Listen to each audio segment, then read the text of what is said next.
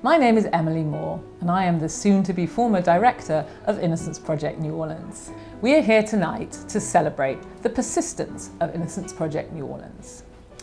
How exactly do we convey to all the people that support us and fund us and help us what persistence looks like? I thought we'd ask some of the people who've been closest to it. I tell people that you all are like hound dogs. Are you saying we're lawyer dogs?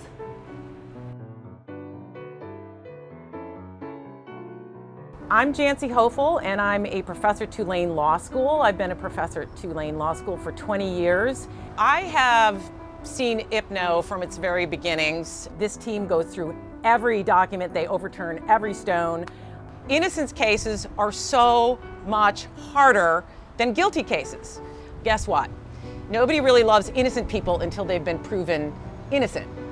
So until that point, nobody actually thinks they're innocent. Everybody actually thinks they're guilty. So getting an entire society who thinks our criminal justice system is working to undo a conviction is incredibly hard work. It's really well nigh impossible, but they do the impossible day after day after day.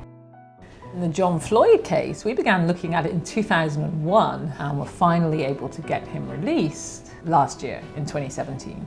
What took so long? You can ask Richard Davis. Critical evidence in John Floyd's case were the fingerprint results that excluded him that were hidden in police files. So how did you find them? We had to make some requests. We sent this letter in 2002, we got this call order in 2004, and then we made these requests in 2006, and then we filed this civil lawsuit in 2007, then we got this subpoena in 2008, and then we made this request in 2008, and after we sent that letter I made a dozen phone calls, and then they gave us the fingerprint results. Wow, so then what happened? Then we had to go to court. In 2009, we filed this, but the DAs opposed us. In 2010, we filed this, but the DAs opposed.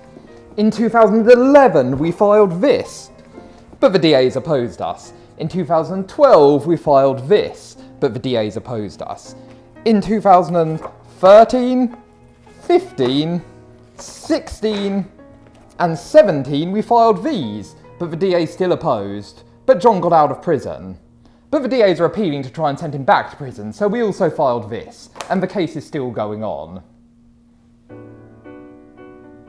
Take the Wilbert Jones case. I think we spent about 5 years tracking down that evidence altogether. And IPNO staff went to some pretty extreme lengths in that period. Like what? Funny you should ask. We have an investigator who's prepared an affidavit on that subject. Affidavit of William IPNO, directing them to search every page of every day's Baton Rouge newspapers, the morning and evening editions, but that she needed the victim's or suspect's name because the old files are indexed in alphabetical order, that I was, quote unquote, asking for a needle in a haystack,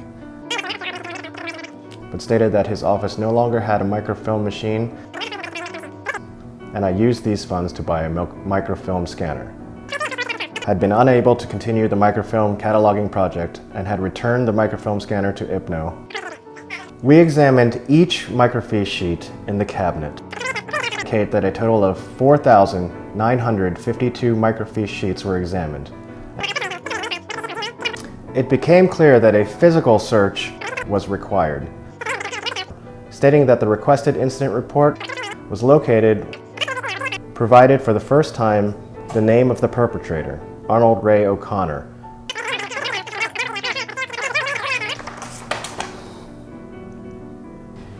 And sometimes, even the smallest and most technical point in a case can take a ridiculous amount of time and resources to successfully prove.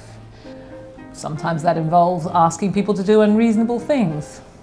And as often as not, those unreasonable things fall to the interns.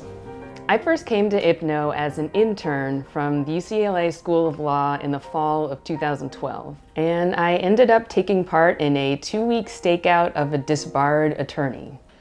Well, in the Robert Jones case, one of the things we really needed to do was get his old lawyer into court to say he didn't know about the new evidence of innocence. The problem is the old lawyer was disbarred and on the lam and dodging his creditors. And we went to 4 different states trying to find him, and he proved impossible to find. When all of a sudden, we got a tip from a disgruntled tenant of his. So we had to sit outside his house. We had 3 cars positioned in various locations surrounding his house, and wait for him to leave his house and his car, and then try to follow him through the streets of New Orleans. This proved very difficult because the lawyer, maybe because he didn't want to be found, was a very erratic driver. He would switch lanes unexpectedly, he would do illegal turns without signaling, and so that's why it took so long, because every time he started driving, we would lose him. You know, he would just go through a red light and then we would get stuck. And when that happened, we would have to go right back to his house, wait for him to come home, which could be hours from when we lost him, and then wait for him to leave the house again. I logged about 35 hours in my car over a 2-week period. After 3 more years of fighting, Robert was freed, and 14 months after that, Robert was exonerated of all 10 charges against him. When you look back at the complexity of those cases, the time it took to find all the evidence, it's really astonishing. IPNO is special for a whole host of reasons, but right up at the top of the list, they never quit.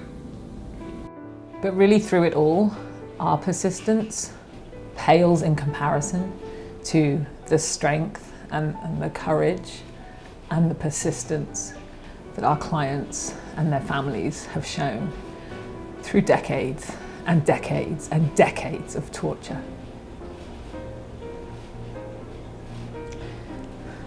Let me try and say it with a bit more positivity.